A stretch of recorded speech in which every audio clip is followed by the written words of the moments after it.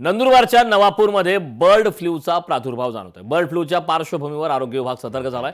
Poultry form कर्मचारी आणि कलिंग पथकाचे रक्त नमुने संकलित करण्यात आलेत। एकूण 9 जणांचे नमुने NIV पुणे येथे पाठवण्यात आले। मानवी बर्ड फ्लू संसर्गाची आता या संदर्भात तपासणी सुद्धा होणार आहे। मला जे काही बर्ड फ्लूची लागण झालेली होती त्या संदर्भात आरोग्य विभाग जिल्हा परिषद नंदुरबार यांच्या वतीने आपण जवळपास 27 टीम ह्या डेली सर्वेक्षणसाठी नेमलेल्या होत्या आणि सोबतच जे काही प्रिव्हेंटिव्ह मेजर्स आहे, प्रतिबंधात्मक उपाययोजना करण्याच्या दृष्टिकोनातून जे अनेक प्रकारच्या ॲक्टिव्हिटी पण आपण केलेल्या आहेत। सोबतच एक जे काही त्या ठिकाणी पोल्ट्री फार्ममध्ये जे काम करणारे कर्मचारी होते यांना रँडमली आपण जवळपास 9 सॅम्पल यांचे घेतलेले आहेत आणि ते तपासणीसाठी NIV पुणे या ठिकाणी पाठवत आहोत।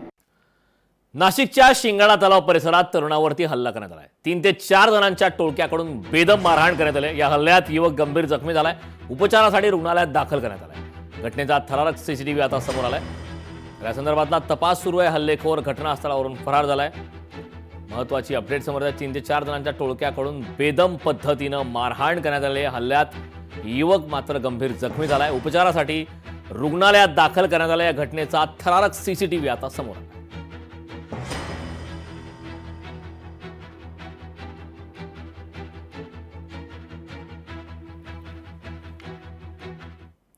बातमी रत्नागिरीतून। रत्नागिरीत शिकारीसाठी लावलेल्या गावठी बॉम्बचा स्फोट झालाय। जंगलात लाकडे तोडण्यासाठी गेलेल्या महिलेचा धक्का लागल्याने हा गावठी बॉम्बचा स्फोट झालाय। स्फोटात महिला गंभीर जखमी झाली आहे। जंगलात लाकडे तोडण्यासाठी गेलेल्या महिलेचा धक्का लागला आणि हा धक्का लागल्यानेच हा गावठी बॉम्बचा स्फोट झालाय। स्फोटामध्ये महिला गंभीर जखमी झाली।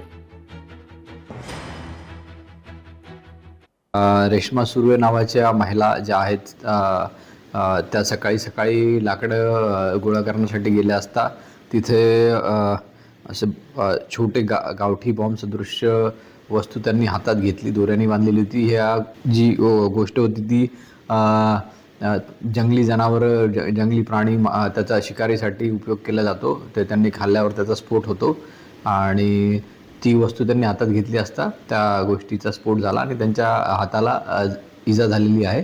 त्यांना दवाखान्यात दाखल केलेला आहे आणि पोलीस सध्या फॉरेन्सिक टीम आमची, त्याचबरोबर आमचे BDDSची टीम तिथे उपस्थित आहे। लोकशाही मराठी ऐका, पहा, जागरूक रहा।